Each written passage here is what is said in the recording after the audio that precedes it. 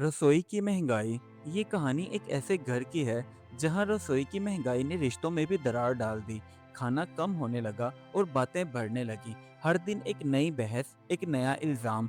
ऐसा लग रहा था जैसे ये घर टूट जाएगा।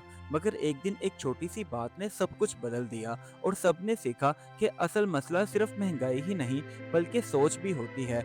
आखिर क्या था वो मसला, ये जानने के लिए कहानी को मुकम्मल देखें।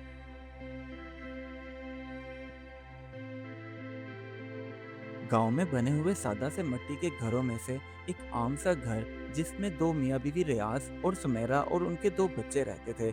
आज का दिन उन सबके लिए एक आम सा दिन था, जिसमें सुमेरा कपड़े धो रही थी, रियाज अखबार पढ़ रहा था और उनके दोनों बच्चे खेलों में मसरूफ थे।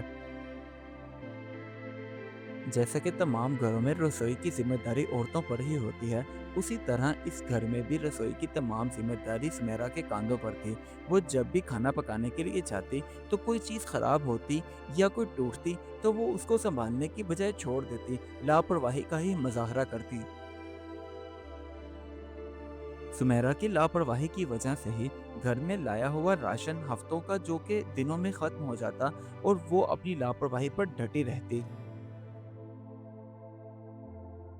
एक दिन सुमेरा रसोई का कुछ सामान खरीदने के लिए दुकान पर गई और वहां जाकर देखा तो हैरान रह गई, क्योंकि तमाम चीज़ों की कीमतें आसमानों को छू रही थी। बस इसी वजह से वो खुद से कहने लगी, लो भाई, पिछले हफ्ते खरीदारी की थी तो इतनी महंगाई नहीं थी और अब देखो क्या हो गया है। एक दिन रियाज अपने काम से फारिग होकर जल्दी घर आ गया तो रसोई में जाकर अपनी बीवी से नर्म लहजे में कहने लगा, देखो बेगम, महंगाई दिन ब दिन बढ़ती जा रही है। मेरी बात मानो तो थोड़ी सी एहतियात कर लो। वैसे मैं जानता हूँ तुम अच्छे से सब कुछ मैनेज कर लेती हो, लेकिन फिर भी अगर कोई चीज़ खराब हो रही हो तो उसे देखभाल कर लिया करो। जब रियाज ने देखा कि उसकी बीवी ने उसकी बात नहीं मानी और फिर भी लापरवाही के साथ ही रसोई में काम कर रही है, तो उसने दोबारा जाकर कहा, लेकिन बात बढ़ गई और दोनों में बहस होने लगी। सुमेरा ने बात को समझने की बजाय उल्टा चीखना शुरू कर दिया। बच्चों ने भी उन दोनों की आवाजें सुनी और दौड़ते हुए रसोई की तरफ आए और माँ बाप को यूं लड़ता हुआ देखकर रोने लगे।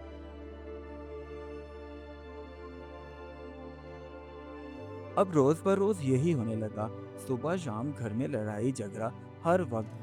जितना चाहे रियाज अपनी बात को खत्म भी करता, लेकिन सुमेरा उस बात को खत्म न होने देती। कहती, तुम्हें क्या पता मैं किस तरह सारा दिन गुजारती हूँ कामों में। अब जब अगला दिन शुरू हुआ तो रियाज ने बिना कुछ कहे अपने काम पर चला गया। अब सुमेरा बर्तन धोते हुए सोचने लगी कि कहता तो मेरा शोहर बिल्कुल ठीक है, महंगाई दिन ब दिन बढ़ती ही जा रही है। अगर आज हम थोड़ी बचत कर लेंगे तो कल को हमारे बच्चों के ही तो काम आएगा। रसोई का काम खत्म करके अब सुमेरा अपने कमरे में आई और आकर सोचने लगी, लो भाई, अब मैं खुद को बदल के रहूंगी। बिल्कुल वैसा ही करूंगी जैसा मेरा शोहर कहता है, क्योंकि वो बिल्कुल ठीक ही तो कहता है, उसमें गलत भी कुछ नहीं है। अब सुमेरा को जो कि अच्छे से समझ आ चुका था कि मसला सिर्फ महंगाई ही नहीं बल्कि घर को चलाने के तौर तरीके भी बदलने पड़ते हैं, इसलिए उसने अब हर चीज़ का हिसाब किताब करना शुरू किया, ताकि नाप तोल में कोई कमी ना हो और हर चीज़ अच्छे से चल सके। अब उसने पूरे हफ्ते का खाना पहले से ही तय करना शुरू कर दिया, जो कि एक लिस्ट की सूरत में था, जिसमें तमाम चीज़ें शामिल थीं, बच्चों की मनपसंद भी, उसकी खुद की भी और शोहर की भी। शाम के करीब जब उसका शौहर जल्दी घर आया और बच्चे भी अपने ट्यूशन से फारिग होकर आ गए, तो उसने सबको सहन में बिठाया और सारी बात बताई कि अब घर को किस तरह मैं चलाऊंगी और खाने किस तरह बनेंगे, कौन से दिन कौन सा खाना बनेगा। ये सुनकर सब बहुत खुश हुए।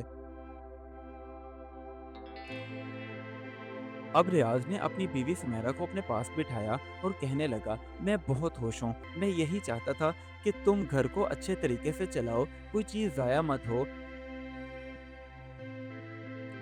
अब जब भी सुमेरा खाना पकाने के लिए रसोई में जाती तो किसी चीज़ को ज़ाया नहीं होने देती थी, बल्कि हर चीज़ का ख्याल रखती और एहतियात के साथ काम करती।